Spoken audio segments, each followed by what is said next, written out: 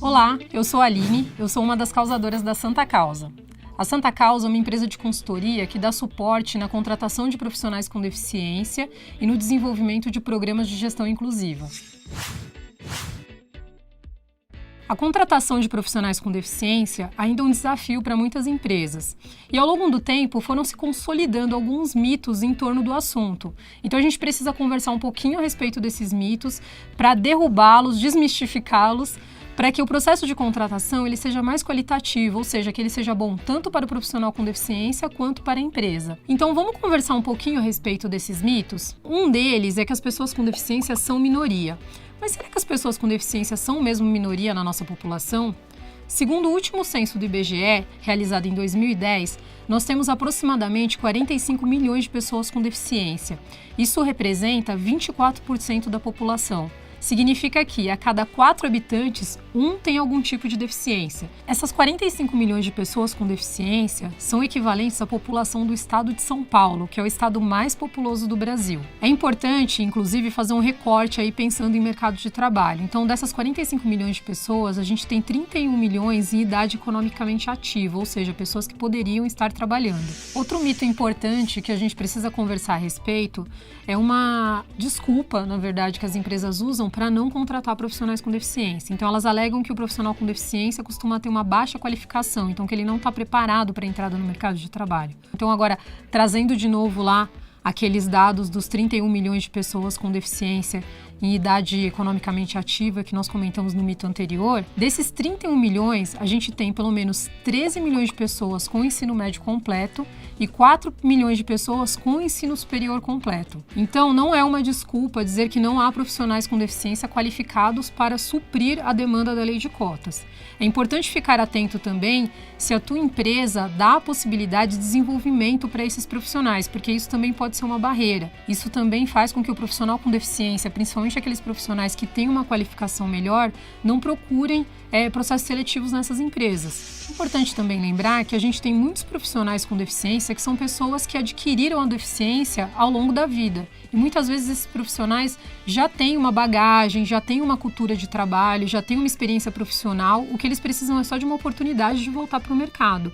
Então não faz sentido essas pessoas entrarem num cargo que seja mais operacional, mais de assistente, sendo que eles têm um conhecimento, uma experiência que poderia agregar como um gestor, como um coordenador de área, até como um CEO de uma empresa. Muitas empresas acreditam que elas têm dificuldade para contratar profissionais com deficiência porque elas não oferecem um ambiente acessível.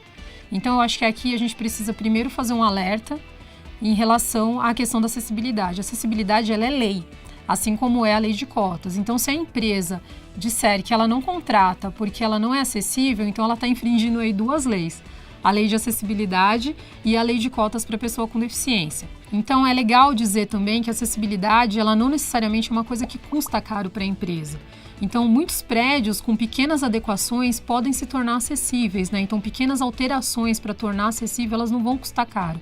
O importante é pensar num planejamento de curto, médio e longo prazo, para que essa acessibilidade seja construída, seja feita, adequada, e à medida que você for oferecendo mais recursos, você pode ampliar o seu leque de profissionais na sua empresa com algum tipo de deficiência.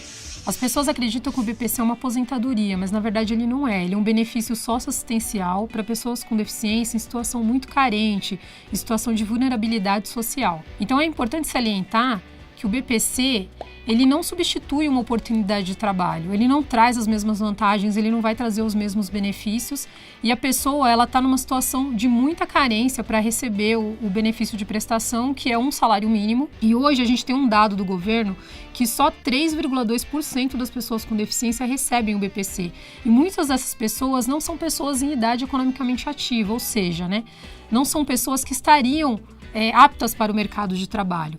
Então, a gente acredita que o BPC não é uma possibilidade de benefício que vá competir com uma chance de entrada no mercado de trabalho. E eu acho que é bacana também a gente sempre ter uma conversa franca com os profissionais com deficiência para mostrar todas as vantagens de ter um emprego formal, né, das possibilidades do desenvolvimento profissional, que você pode almejar melhores cargos, um crescimento, melhores salários.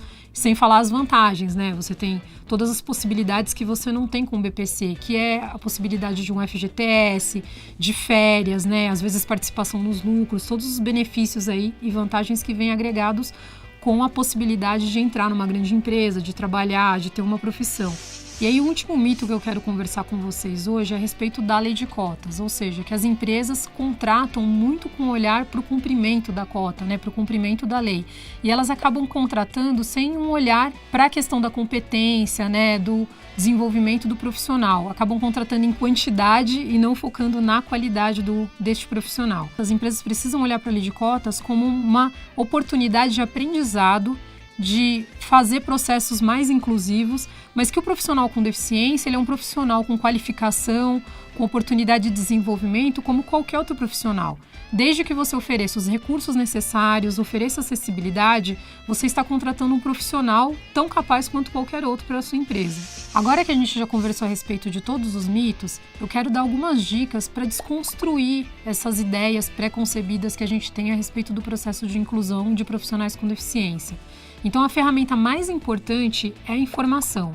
É importante que os profissionais se empoderem, conheçam mais a respeito de deficiência, que tragam esse debate para dentro do escritório, para dentro do negócio, do ambiente corporativo. E como pode ser feito isso? Por meio de treinamentos, de ações de conscientização, por meio de debates internos dentro dos comitês de diversidade. É importante empoderar cada profissional para que ele seja o agente de transformação. Então, o profissional de recursos humanos pode trabalhar essas questões, os profissionais de medicina e segurança do trabalho, a equipe de comunicação, todo mundo tem o seu papel nesse processo de desenvolvimento do programa de gestão inclusiva. E isso só vai trazer benefícios para a empresa e para os demais profissionais. Se você curtiu esse conteúdo, assista os outros vídeos da série e a gente se vê por aí. Tchau, até mais!